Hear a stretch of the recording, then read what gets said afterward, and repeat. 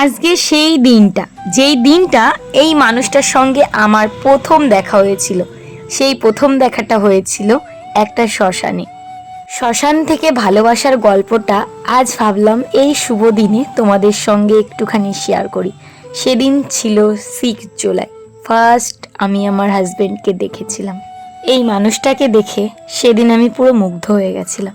সেও ছিল বাচ্চা ছেলে আর আমিও ছিলাম বাচ্চা মেয়ে। আমরা দেখা যখন করেছিলাম সালটা ছিল 2010, মানে আজ থেকে কত বছর, মানে 14 বছর আগের কথা। 14 বছর পরে আজকের এই জীবনটা সত্যি কতটা পরিবর্তন হয়ে গেছে।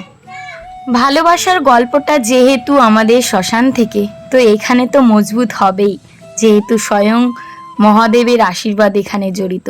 কারণ কি তোমরা জানো, মহাদেব একমাত্র শ্মশানেই ধ্যান করে, সেই জন্যই আজকে পসিবলটা হয়েছে। জীবনে টাকা পয়সা ধন সম্পত্তি সব কিছুই মানুষের প্রয়োজন, কিন্তু একটা ভালো মানুষ যদি তোমার জীবন সঙ্গী হয়, তোমার সুখ দুঃখের সাথী হয়, সেটার থেকে টাকা পয়সার প্রয়োজনটা আমি মনে করি খুবই সামান্য। সবে ক্লাস 9-এ পড়ি, এই 9 থেকে 10-এ উঠবো, তখনই কিন্তু আমার ছোট্টবেলার সাথী আমার বর, যার সঙ্গে আমার প্রথম দেখা হয়েছিল, বলতে পারো ছোটবেলারই কাহিনী। সেখান থেকে এতদিন অবধি তাকে জানা, তাকে বোঝা, তার সঙ্গে বিয়ে করা, এই সব কিছুর গল্পের পিছনে একমাত্র একটাই জিনিস, সেটা হচ্ছে প্রচুর পরিমাণে ভালোবাসা আর মানসিক শান্তি। এই ভালোবাসাটা কিন্তু খুব সহজেই পূর্ণতা পায়নি, এর মাঝখানে প্রচুর পরিমাণে আমাকে কষ্ট দুঃখ বেদনা সইতে হয়েছে। তারপরে কিন্তু আজকে আমি এই জায়গাটায় দাঁড়িয়ে আছি। আজকে দেখো, একটা মেয়ের মা, তার ওয়াইফ, মানে এই শান্তিটা অনেকটাই বেশি। আমি সত্যি ওকে খুব ভালোবাসি।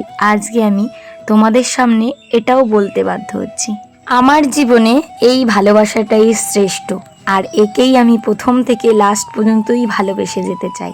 আমার বর, তোমরা তো দেখলে যে আমার বর কিন্তু খুবই লাজুক, ও খুবই কম কথা বলে। তবু এই মানুষটা, যখন আমি ঝগড়া করি, আমার মুখের উপর কোনো সময় তর্ক বিতর্কতে জড়িত হয় না। এই জিনিসটাই আমাকে খুব রাগান্বিত করে। তারপরেও না, মাথা ঠান্ডা করে ভাবি, তাই তো আমি বকছি, ও যদি এটার পাল্টা জবাব দিত, তাহলে এখানে অশান্তির সৃষ্টি হতো। কারণ একটা ফ্যামিলিতে হাজবেন্ডের খুব ভালো ইনকাম না থাকলে সেখানে অশান্তি লেগেই থাকে।